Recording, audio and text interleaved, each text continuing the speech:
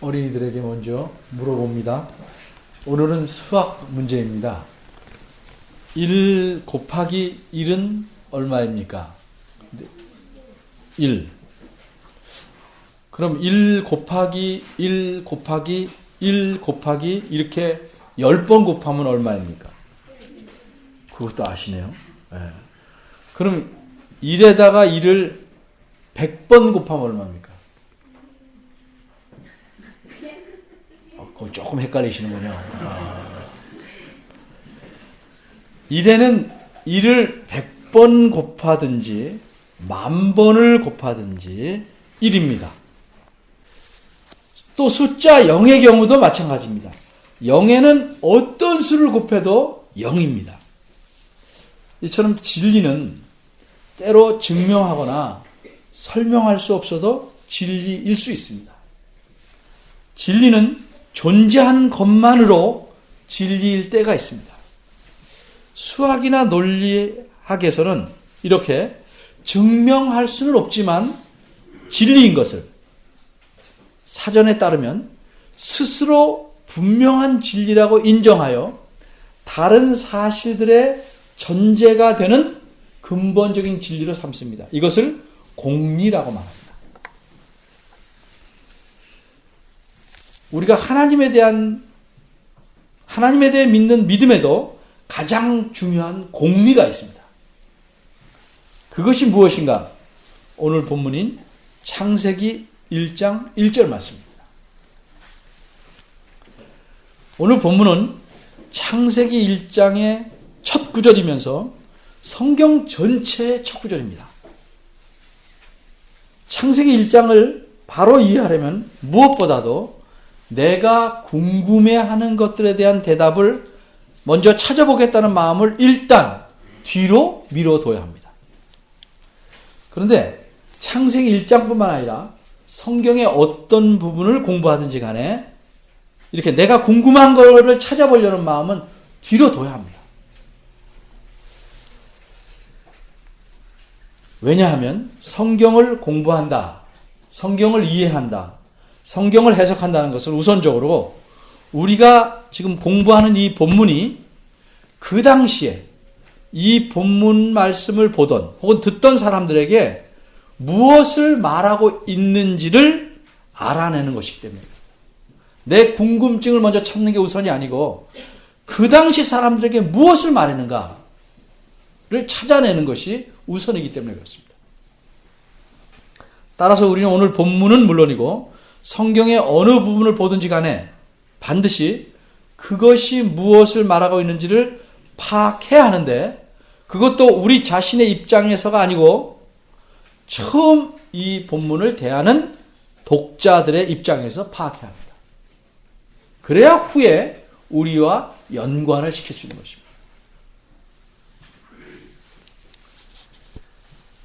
창세기 1장은 창세기의 한 부분이고 이 창세기는 이른바 모세오경의 한 부분입니다. 모세오경이라는 것은 하나님께서 모세라는 사람을 통해서 기록하게 하신 5 부분으로 이루어진 책입니다. 무엇이죠? 어린이들 압니까? 창세기, 출애굽기, 레위기, 민수기, 신명기입니다. 이걸 모세오경이라고 말합니다. 따라서 창세기는 모세오경이라는 한 권의 책 중에 제1장에 해당하는 것이고 창세기 1장은 제1장의 첫 페이지입니다. 따라서 이 창세기를 혹은 창세기 1장을 처음 보는 사람들에게 왜 이 말씀이 필요했는지 알려면 먼저 모세오경이 어떻게 구성되어 있는가, 짜임새가 어떤가를 간단하게 살펴봐야 합니다. 모세오경을 처음 읽는 사람, 대하는 사람은 모세 시대의 이스라엘 백성입니다. 그들은 애굽의 종살이에서 벗어나 홍해를 기적적으로 건넌 경험을 몸소 겪은 사람들입니다. 물론 그들의 자녀들도 포함합니다. 뿐만 아니라 몇십 년 동안 광야 생활에서 하나님의 놀라운 기적을 체험한 사람들입니다. 따라서 모세오경 중에서 창세기를 빼고 출애굽기, 레위기, 민수기, 신명기는 애굽에서 나온 첫 세대와 다음 세대가 겪은 내용을 기록해 놓고 있습니다. 그런데 창세기는 그들이 전혀 경험해 보지 못한 내용입니다. 그런데도 하나님께서 모세를 통해 이스라엘 백성에게 창세기를 주신 목적 또는 이유는 무엇일까? 그것은 창세기가 이스라엘 백성들이 직접 경험한 출애굽기, 레위기, 민수기, 신명기의 내용을 바르게 이해하는데 꼭 필요한 내용이기 때문입니다. 바꿔 말하면 창세기가 없다면 이스라엘 백성들은 자신들이 처음 대하게 되는 출애굽기, 레위기, 민수기, 신명기에 있는 이런 내용을, 이런 겪는 일들을 올바르게 이해할 수 없기 때문입니다. 이런 점에서 창세기는 모세오경, 이 5권의 서론의 역할을 하고 있는 것입니다. 그럼 모세오경 중에서 창세기를 뺀 나머지 출애굽기, 레위기, 민수기, 신명기에서 다루고 있는 내용이 무엇일까? 그 내용은 4가지 주제로 묶을 수 있습니다. 구출, 언약, 율법, 땅. 물론 출애굽기는 구출, 레위기는 언약, 민수기는 율법 이런 뜻 아닙니다. 이 안에 구출, 언약, 율법, 땅이 섞여 있습니다. 근데 이걸 분류하면 이렇게 4수로 묶을 수 있습니다. 근데 이 4가지는 모두 하나님이 주도하셔서 이루시는 일입니다. 그렇다면 궁금한 것은 어째서 또 무슨 목적으로 하나님께서 그런 일들을 주도해 가시는가? 왜 그들을 애굽에서 건져내셨고 그들에게 언약을 주셨고 그들에게 율법을 주셨고 그들을 왜 가나안 땅으로 데려 들어가시는가 하는 문제입니다. 이 궁금함에 대한 대답을 제시하고 있는 부분이 모세오경의 서론인 창세기입니다. 이 창세기에서는 이 해답을 크게 2가지로 대답합니다. 하나는 약속이요. 하나님이 그렇게 하겠다 약속했다 이 말이에요. 그리고 너희들을 선택했다. 약속과 선택. 이 2가지 제목으로 말하고 있습니다. 따라서 모세오경을 집에다가 비유하면 이 집은 6개의 기둥으로 세워진 집입니다. 그 기둥이 무엇이냐면 약속, 선택, 구출, 언약, 율법, 땅. 이렇게 6개의 기둥으로 이루어진 집입니다. 그리고 이 6기둥의 토대는 하나님이십니다. 바꿔 말해서 모세오경을 바치고 있는 6기둥은 하나님께서 행하신 일들을, 사람이 행한 것이 아니고 하나님께서 행하신 일들을 그 성격에 따라 분류해 놓은 것입니다. 결국 한마디로 말하면 모세오경이란 하나님께서 어떤 분이시고 어떻게 일하시는가를 기록해 놓은 책입니다. 근데 모세오경뿐만 아니고 성경 전체가 그런 것입니다. 그래서 우리는 성경을 하나님 말씀이라고 합니다. 다른 말로 하면 하나님께서 자기를 드러내셨다. 하나님의 자기 계시라고 말하는 겁니다. 성경은 윤리교과서나 도덕책이 아닙니다. 그렇게 성경을 보면 하나님을 알 수가 없습니다. 수없이 성경을 읽어도 믿음이 자라지 않습니다. 성경을 올바로 이해하려면 마땅히 성경이 말하고자 하는 시각, 말하고자 하는 관점에 맞춰서 봐야 됩니다. 즉 하나님께서 어떻게 일하시고 하나님이 어떤 분이신가에 대해 성경이 뭐라고 말하는가, 거기에 항상 우선적으로 초점을 맞춰서 봐야 합니다. 이제 본격적으로 창세기 1장 1절 말씀을 생각해 보겠습니다.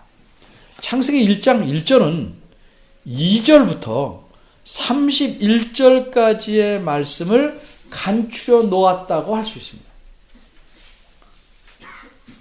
그리고 이 간추린 말씀은 다시 2장 1절에서 조금 다르게 반복됩니다. 조금 자세히 말하면 1장 1절과 2장 1절은 이 2구절 사이에 있는 부분, 즉 창세기 1장 2절과 32절의 내용을 한 문장으로 압축해 놓은 것입니다. 근데 이 압축해 놓은, 간추려 놓은 문장은 오늘 본문 1장 1절에서는 능동형으로 얘기했습니다. 태초에 하나님이 천지를 창조하시니라 이렇게 말했고, 창세기 2장 1절에서는 수동태로 말했습니다. 천지와 만물이 하나님 만드신 것을 주어가 돼서 천지와 만물이 다 이루어졌다 이렇게 말하고 있습니다. 이렇게 능동과 수동으로 문학적인 기교가 나타나지만 무엇보다도 이 두 말씀을 잘 이해하면 간추린 내용의 의미가 뚜렷하게 드러납니다. 1장 1절은 태초에 하나님이 천지를 창조하셨다라고 말씀합니다. 이로써 언제, 누가, 무엇을 어떻게 하였는지를 분명하게 말씀합니다. 여기서 태초에라는 말은 그 단어 뜻만 생각하면 여러 시작점 중에서 어떤 한 처음을 말하는 경우도 있을 수 있습니다. 그러기에 천주교에서는 공동 성경이라는 공동 번역 성경이라는 걸 사용하는데 거기는 이렇게 번역되어 있습니다. 한 처음 하느님께서 하늘과 땅을 지어내셨다. 일반적으로 단어란 여러 가지 의미를 가질 수 있습니다. 그런데 이 단어가 문장 안에 들어가면 한 경우에 반드시 하나의 의미만 갖게 됩니다. 그렇지 않으면 그 문장은 분명하지 않거나 의미가 통하지 않는 문장이 되기 때문입니다. 예를 들어봅니다. 제가 누누이 들은 예지만 한번 다시 설교해서 들어봅니다. 눈에 눈이 들어가니 나오는 것이 눈물이냐 눈물이냐 다 압니다. 무슨 뜻인지. 이 문장에서 눈이라는 단어와 눈물이라는 단어는 각각 두 번씩 나옵니다. 눈에 눈이 들어갔다. 눈물이냐 눈물이냐. 이 단어만을 떼어서 생각하면 눈에는 사전을 보면 5가지 뜻이 있습니다. 얼굴의 눈, 겨울에 내리는 눈, 나무에서 돋는 싹을 의미하는 눈, 저울의 눈금을 의미하는 눈, 그물 같은 데의 구멍을 의미하는 눈. 그러면 이 5가지 뜻을 모두 눈이 할 때 5가지 그거를 다 집어넣을 수는 없습니다. 그럼 뜻이 안 통합니다. 그러기에 이 5가지 중에서 오직 한 가지만을 골라서 넣어야 합니다. 그런데 그것도 우리 마음대로 골라서 넣을 수는 없습니다. 어떤 것을 골라야 하는지는 이미 그 문장을 말한 사람이 결정해 놓았습니다. 그래서 우리는 이 문장이 무엇을 결정해 놓았는지를 찾아낼 수 있는 것입니다. 이렇게 찾아내는 일을 조금 어려운 말로 해석이라고 합니다. 그렇게 찾아낸 걸 알아듣는 게 그게 이해입니다. 이처럼 해석이란 문장 안에 있는 뜻을 찾아내는 것이지 문장 안에다 새로운 뜻을 집어넣는 것이 아닙니다. 바꿔 말하면 해석은 문장 안에 들어있는 뜻을 발견하는 것이지 문장 밖에서 혹은 내가 갖고 있는 새로운 뜻을 창조해내는 것이 아닙니다. 만일 우리가 말로 하든지 글로 하든지 간에 우리의 의사를 표현하려면 문장으로 대부분 표현해야 합니다. 이때 문장 안에 사용하는 단어는 우리가 우리 의도에 따라 그 의미가 결정되어 있습니다. 미리 골라서 문장을 만들었기 때문에 그렇습니다. 따라서 다른 사람이 우리의 의도를 파악하려면 우리가 표현한 문장에서 그 뜻을 찾아내야 하는 것입니다. 보통 일상생활에서 거시기가 왜 어렵습니까? 거시기. 내가 생각하는 거시기와 저쪽이 생각하는 거시기가 달라져서 그래요. 거시기 갖고 왔냐? 응, 거시기 갖고 왔어. 근데 그 거시기가 다른 거시기야. 그거는 해석하지 않고 다른 걸 생각해냈기 때문에 그렇습니다. 이런 경우는 많이 있습니다. 왜? 말한 사람의 의도대로 생각하지 않고 내 식으로 이해했기 때문에 그렇습니다. 제대로 된 이해가 아니죠.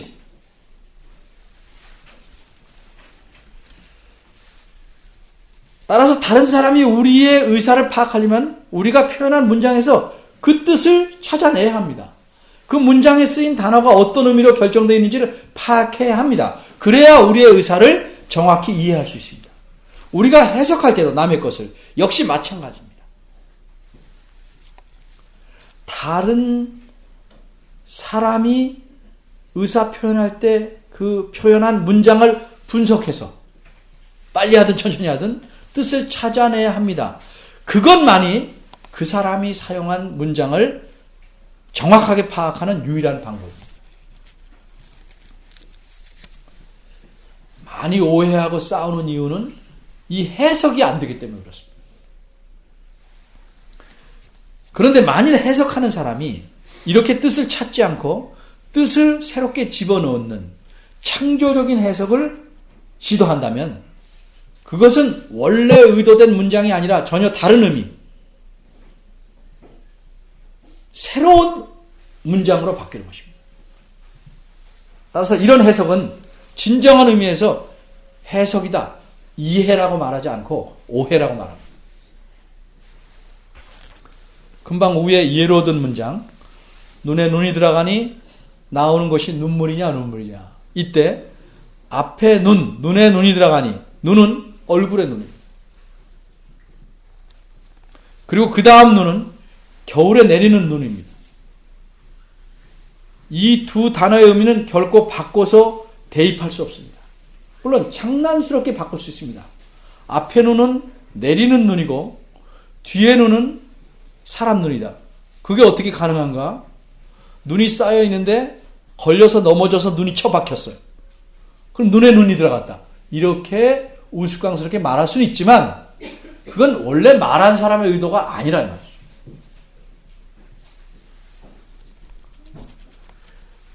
말한 사람의 의도대로 아닌 걸로 바꿔서 말하면 전혀 뜻이 통하지 않게 됩니다. 근데 성경은 이런 식으로 해석을 무척 많이 합니다. 그리고 성경이 틀렸다 그러고 이상하다 그러고.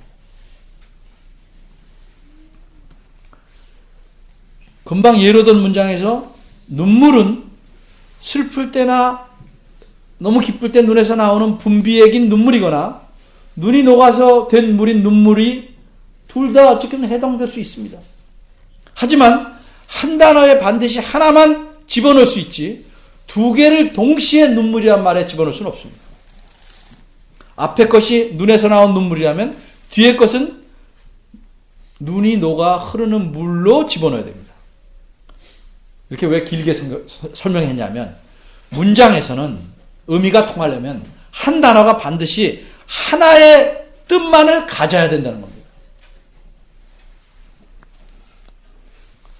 그리고 그 하나의 의미는 무엇이냐? 이미 그 문장에서 문맥적으로 결정되어 있는 것입니다. 따라서 1장 1절에서 태초라는 단어는 이런저런 뜻을 가질 수는 있지만 이 문맥에 따라 분석하자면, 생각하자면 어떤 처음이 아니라 공동성경, 공동번역성에서 말하는 한 처음이 아니라 온 우주에 아무것도 존재하지 않았던 맨 처음을 뜻하는 것입니다.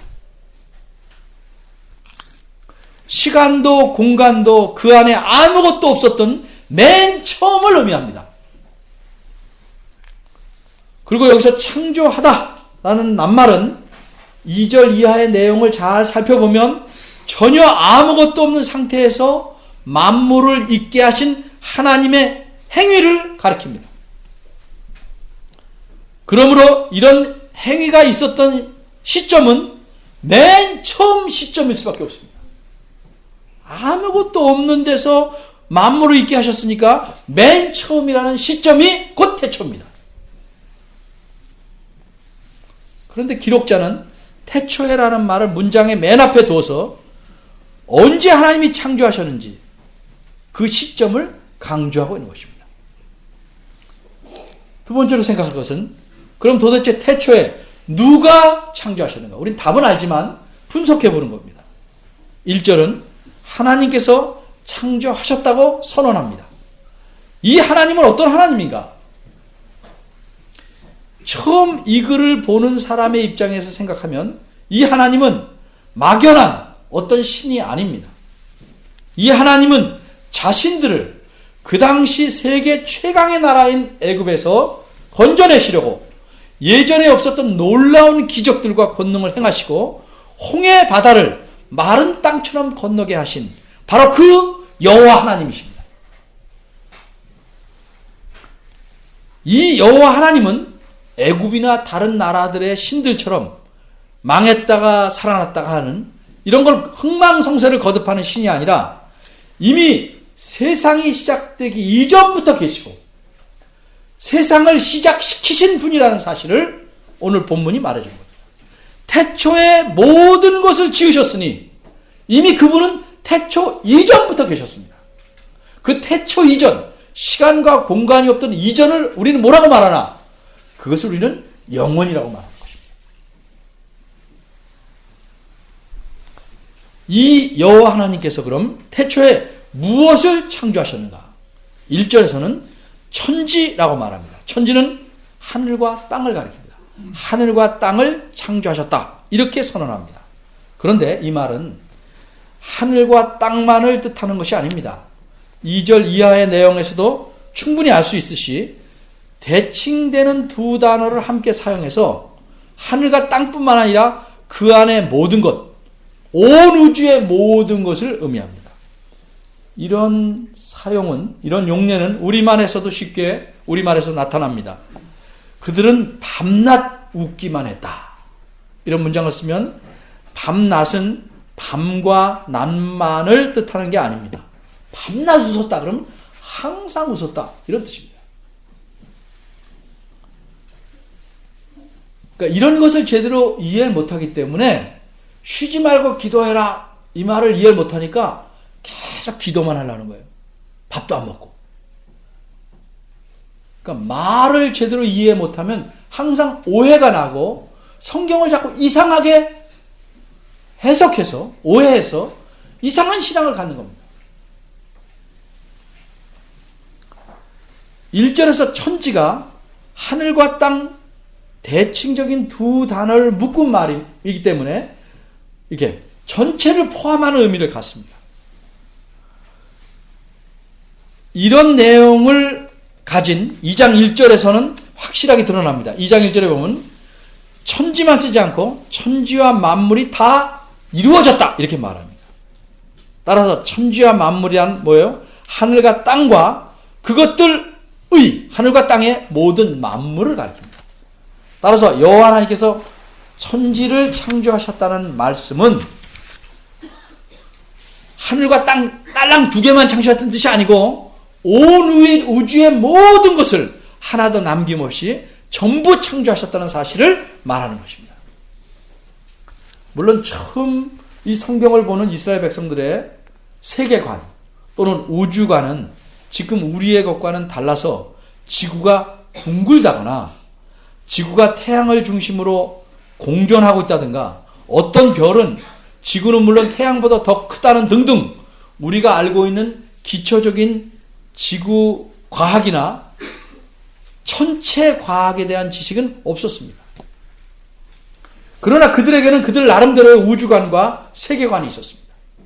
그러한 그들에게 1절은 그들이 알고 있는 모든 세계와 그 안에 존재하는 모든 것들을 여호와 하나님께서 만드셨다는 사실을 말하고 있는 것입니다. 여호와 하나님께서 태초에 온 우주와 삼라만상을 어떻게 창조하셨는가? 일반적으로 창조란 처음으로 생각해내서 만드는 것을 뜻합니다. 따라서 주어진 재료로 독창적인 생각을 덧붙여서 무엇인가 만들어내면 우리는 그것을 창조라고 말합니다. 그런데 여기 1절에서 말하는 창조는 그런 일반적인 창조가 아닙니다. 이 말은 2절 이하에서 하나님께서 만물을 존재하게 하시고 만드신 모든 행위를 한마디로 표현하고 있는 것입니다. 아무것도 없는 무의 상태에서 모든 것을 만들어내신 것을 가리킵니다. 사고의 생각의 독창성은 물론이고 만들어진 모든 것과 그 재료들까지도 심지어 생명체들까지도 하나도 빠짐없이 하나님으로 인해서 하나님의 능력으로 인해서 생겨난 것입니다. 어떻게 그런 창조가 가능했을까? 그것은 여호와 하나님의 말씀과 그분의 무한한 능력과 놀라운 지혜 때문입니다. 이것은 1장 2절부터 31절까지에서 말하는 내용이므로 오늘은 말씀드리지 않겠습니다. 어쨌든 오늘 본문은 하나님께서 세상과 온 우주와 그 안에 모든 것을 있게 하셨다, 존재하게 하셨다는 사실을 분명하고 확실하게 선언합니다. 오늘이다, 어제다, 옛날이다, 미래다, 이런 모든 시간도 하나님께서 만드셨습니다. 여기, 저기, 거기, 이곳저곳 이렇게 말하는 모든 공간들도 하나님께서 만드셨습니다. 이렇게 하나님께서 시간과 공간을 만드신 이후부터 그것이 움직이고 엮이고 섞이고 이런저런 크고 작은 일들이 생겨났습니다. 그리고 이런 것들이 움직이게 된 것이 역사입니다. 그러나 하나님께서는 온 우주와 만물을 만드시고 그냥 너희들끼리 살아가라 이렇게 내버려 두시지 않았습니다. 자신이 모든 일들을 다스리시며 주관하시며 섭리하고 계십니다. 즉흥적인 판단이나 변덕으로 다스리지 않고 절대적인 사랑과 공의로서 그리고 넘치는 긍휼과 자비하심으로 그렇게 다스리십니다. 이 세상의 마지막 날까지 그렇게 하실 겁니다. 이러한 하나님, 전지전능하시고 모든 것을 다 하시고 나쁜 일 빼놓고 생각하고 하시고자 하는 것은 뭐든지 다 하실 수 있는 능력이 있는, 그리고 무한히 지혜로우신 창조주 하나님이 영원전부터 계시다. 그리고 태초에 모든 것을 지으셨다. 이렇게 오늘 본문은 분명하게 말합니다. 이제 이 말씀을 읽는 자는 건성으로 읽지 말고 이 말씀에 응답해야 합니다. 이런 하나님을 믿어야 하는가? 아니면 내가 못 봤으니까 신화 같은 옛날 이야기로 여기고 믿지 말아야 하는가? 사람은 누구나 이 진리 앞에서 어떤 입장을 취하느냐에 따라 인생이 정반대로 달라집니다. 하나님을 믿는다고 입으로 말하시는 여러분들, 실제로 믿는 하나님은 어떤 분이십니까? 여러분이 실제로 믿는 하나님은 어떤 하나님입니까? 과연 천지를 지으신 위대하신 하나님이신가요? 아니면 내 입맛에 맞게 내 소원이나 들어주며 내 정성과 바치는 물질에 감지덕지하며 내 손아귀에서 놀아나는 우상과 같은 조물의 귀신인가요? 하나님을 진정으로 이 세상의 창조주며 통치자라고 믿습니까?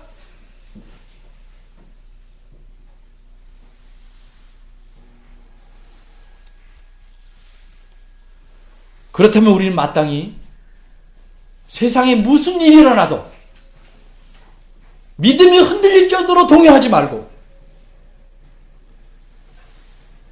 하나님을 경외해야 합니다. 그분이 세상을 공의와 사랑으로 다스리시는 주인이며 왕이시기 때문입니다. 또한 하나님만을 섬겨야 합니다. 정말 하나님을 그렇게 믿는다면 하나님만을 섬겨야 합니다. 이 세상에서 신이라고 섬김을 받는 것들은 사실 모두가 사람이 만든 헛것들이며 오직 하나님만이 참 신이시기 때문입니다. 또한 우리는 이런 하나님께 감사함으로 순종해야 합니다. 하나님께서 우리를 그리스도 안에서 자녀 삼으시고 우리 인생을 내버려 두시는 것도 아니고 영원에 이를 때까지 영원에 계속해서 책임지고 이끌어 가십니다. 그러기에 때로는 내가 바라는 바를 간절히 소원하는 바를 모르는 채 하시는 것 같이 보여도 하나님께서 자신의 크고 선하신 뜻에 따라 반드시 이루어 가실 것임을 우리는 믿어야 합니다. 그게 믿음입니다. 우리 하나님은 온 세상을 말씀으로 지으신 창조주 하나님이시다 하는 사실을 믿어야 합니다. 이것이 믿음의 공리입니다. 이것을 믿지 않으면 이것에 의심이 생기면 그 위에 믿는 모든 것들이 문제가 생길 때마다 흔들리는 겁니다. 이 공리를 믿지 않으면 우리가 믿는 모든 것들은 결국 세상의 풍파와 역경 속에서 갈갈이 찢겨나갈 것입니다. 여러분이 정말 이 믿음의 공리, 하나님이 창조주시고 우리의 왕이시고 우리의 아버지시다 하는 사실을 믿고 계신지를 확인하시고 붙드는 시간 되기를 바랍니다. 기도하겠습니다. 하나님 아버지, 저희가 하나님을 아버지라 부르지만 어떤 아버지로 생각하며 믿는지 돌이켜보게 하시옵소서. 믿음이 연약하고 바람이 불면 녹을 것 같고 날려갈 것 같은 이 연약한 믿음을 주여 긍휼히 여기시고 주의 말씀이 선언하고 가르치는 말을 굳건히 받아들일 수 있도록 은혜 주시기를 바랍니다. 믿는 바를 굳건히 붙잡고 세상이 어떻게 요동치든지 하나님 안에서 세상이 알지 못하는 평안을 누리며 하나님과 교제하며 살아가는 저희들 되게 하시옵소서. 세상의 아픔과 고통과 슬픔과 역경이 이 신앙을 꺾지 못하게 하시고 우리를 붙잡고 계신 하나님을 아무도 이길 수 없음을 기억하게 도와주시옵소서. 예수님의 이름으로 기도합니다. 아멘.